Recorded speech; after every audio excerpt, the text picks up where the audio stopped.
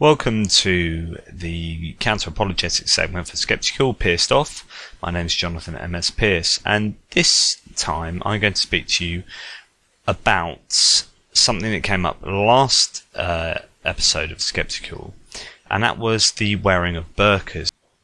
So what was discussed last time was whether there should be a ban on burqas, a sort of blanket ban, and I generally agree with what was said in the last episode, with the excellent contributions from the spokesman from the National Secular Society. And I think it's generally right to say that we shouldn't blanket ban burqas, but there was talk about, well, and this is generally the defence that it's the woman's right to wear what she wants, and the wearing of the burqa falls within that right. Now, my problem is that sounds lovely and everything, but what is human rights? And in fact, can we establish that human rights exist? And we might want them to exist, and we might actually thereby construct them, often aligning with morality, a mixture of morality and legal rights, which, again, the legal framework is constructed out of our ideas of morality, and legal frameworks change throughout the globe. So when we talk about human rights existing, actually human rights, this is my opinion and quite a lot of people's opinion in the discipline of philosophy, would state that human rights don't exist per se. They are conceptual constructions, which is to say that you can't touch them. You know, where do they exist? And unless you're a Platonist who believes that there's some kind of Platonic realm where these perfect forms of human rights exist, then you have to admit that they are in some way conceptually constructed. And that becomes slightly problematic when you just throw out, claims like, I've got a human right for this and I've got a human right for that, or my right is this and my right is that. So to just assert, well, it's my right to wear what I want, well, actually, is it? Can you establish that? Because otherwise it seems like that claim that it is a human right is a mere assertion. Now, if we can establish that this human right does exist, what does it look like? And how far do we take it? For example, does a woman or anyone have a right to wear exactly what they want in the whole conception of clothing or lack of clothing? Do you have the right to dictate what you want to wear?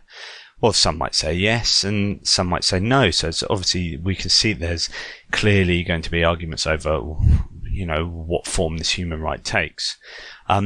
So the Naked Rambler is at the moment in court, or has been in court, because he thinks he has a right to go naked, but most people think he hasn't. I think he's lost in court. So, he clearly doesn't at least have the legal right to wear what he likes. And likewise with women, do they have the right to walk around naked? Do I have a right to wear a motorcycle helmet literally whenever and wherever I want? And all the kind of transaction of conversation issues that go along with that, so that I would own the balance of power in those transactions. So, establishing this kind of basic human right of being able to wear what you want is really, really problematic. Now, if again you can establish this human right that someone can wear what they want, what about my right not to be offended? Obviously, there's a kind of weaker argument not to be offended by the visuals of someone wearing a burqa, which is quite a weak argument, and I wouldn't agree with that at all. But for my right not to be offended in conversation, so if a woman walked up to me in a burqa and started a conversation with me on the street or anywhere, I can't read whatever she is saying facially, and even with the full sort of burqa, a lot of the body language. Now, we know empirically that somewhere up to 80% of communication is non-verbal, which is an absolutely core problem in the burqa debate. So if someone's going to have a conversation with me, and the conversations usually involve give and take, to and fro, and some form of transaction, a communicational transaction going on, the balance of power is surely in the person who owns the full set of communicative tools at their disposal, as far as being able to read the other person, but the other person not being able to read them. So if you're saying that, well, vocally, I'm only getting 20% of what this person is communicating, and yet she is getting 100% of what I'm communicating, then there is not an equality in conversation there. So if I understand myself that a woman has a right to wear a burqa, then surely I have a right to refuse to have a conversation with her, which is fair enough. I think that works both ways, and that's fine. But I think the problem is, if you were to use the example of wearing a motorbike helmet, now, how many times would it be unacceptable during the day for me to wear a motorcycle helmet compared to how many times would it be acceptable? And of course, I'm out and about, I'm teaching, I'm working, I am, with my work colleagues, I am conversing in shops, whatever it may be, driving, all these issues that might arise out of me wearing a motorcycle helmet. Obviously, the physical ones like peripheral vision, but they're less interesting to me.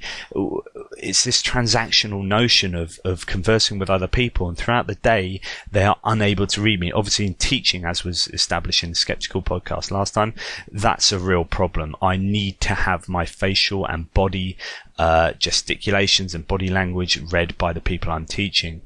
But it's a trust thing. If I'm expecting to have a fair and open conversation with someone, I'm expecting both people to be on a level footing. And I think when one person is wearing a burqa, that is just never going to happen. So I think, particularly in a court of law, I think it's super important, but pretty much in any job you're going to have face-to-face, which is, a really important turn of phrase, face-to-face connection and communication with people. It's vital that we don't put up barriers. So how far does this human right stretch? Their right to wear what they want in comparison to other people's right to have fair and open and equal conversation. Now, interestingly, in the last Skepticule podcast, Paul Orton talked about how he went to the British Library 5 or 6 times and had a conversation with a woman in a burqa, and eventually sort of felt he built up a rapport. And he jokingly said, "But that's as if this woman was the same person." Now, that may have seemed like quite a sort of a light joke, but actually it hides a really important fact that you can't even tell that the person you're talking to is the same person. You have no kind of recognizable markers, especially when a lot of burqas are very similar in the way that they're constructed. So that I think that hides a really, really valid point to be made. That if you can't even tell it's the same person, then you have huge amounts of problems. And this reminds me of Immanuel Kant's sort of idea of morality.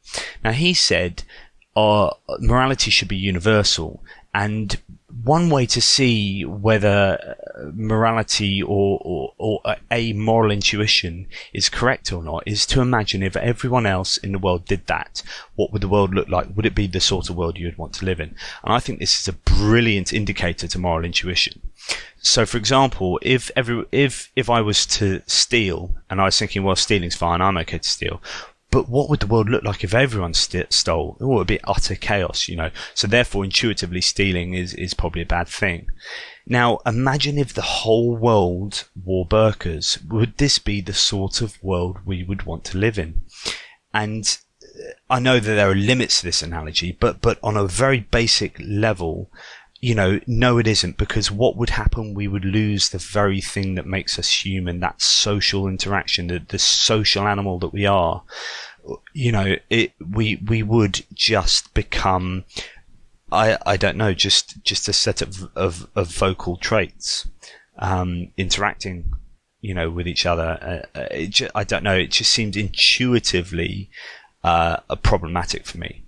So, while I absolutely agree that a universal ban is bad for the a universal ban of burqas is a bad thing, I actually think that more often than not, burqas cause problems. So, and I think that the right of the wearer is quite often in contrast to the rights of the person that may be speaking to them or interacting with them on a personal basis.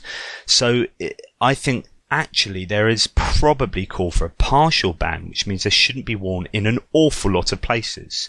Now, probably a lot more than people might at first think. I mean, a lot of workplaces, I think, you should not have the burqa.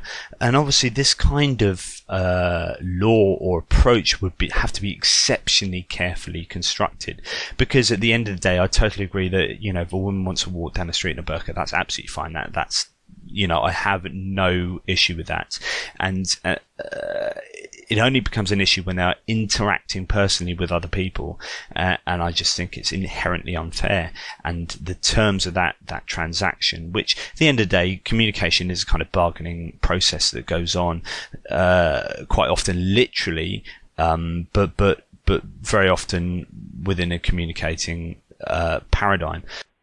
Now, I don't really have time to go into a very interesting area of burqas, which is the feminist sort of approach. And as rightly said in the Skepticule Podcast, feminists are broadly split down the middle on this, and it's actually a complete analogy to pornography, where on the one hand you've got feminists saying, well, this empowers women to make the decisions they want to do with their free will, to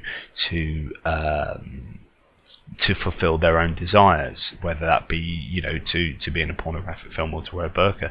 On the other hand, you've got feminists who will say, well, actually, you're just fulfilling the desires of the patriarchy, whether that be pornography or wearing a burqa. So, you know, it's a kind of implicit oppression of women, and I understand that totally. It is split, and I can see the arguments from both sides. I just have a feeling that burqas are just playing into the patriarchal sort of oppressive overtones of what can be quite a fundamentally male-driven religion and culture. Also, there's an interesting situation whereby it can actually, wearing a burqa, demonise men, because it just says that men, all men are a kind of lustful, horrible specimens that just want to objectify women. And whilst this may be the case in, you know, sometimes or often, I'm not sure, it's certainly not universally the case, and it's quite harsh to be tarred with that brush myself. You know, you're treating me, you are hiding your wife, or your wife has chosen to hide it, or this woman has chosen to hide herself on account of, you know, my supposed sexual objectification. And I think that's quite harsh on me personally. But those are some broader, much more complex issues that obviously we're not going to have time to look into today, but are well worth bringing up just to think about. So yeah, my opinion's controversial as they may be. I don't know. You guys might disagree wholeheartedly, or agree, or partially agree. Anyway, food for thought. I've been Jonathan M.S. Pearce. This has been Pearced Off. Drop by my blog, and remember, question everything. And what's beautiful about skepticism is that I am not obliged to remain having the opinion that I've just had, and I will welcome being thoroughly challenged on it, and will change my mind through robust challenging. Absolutely, I welcome that, and that's the joy of being a true skeptic. Until next time.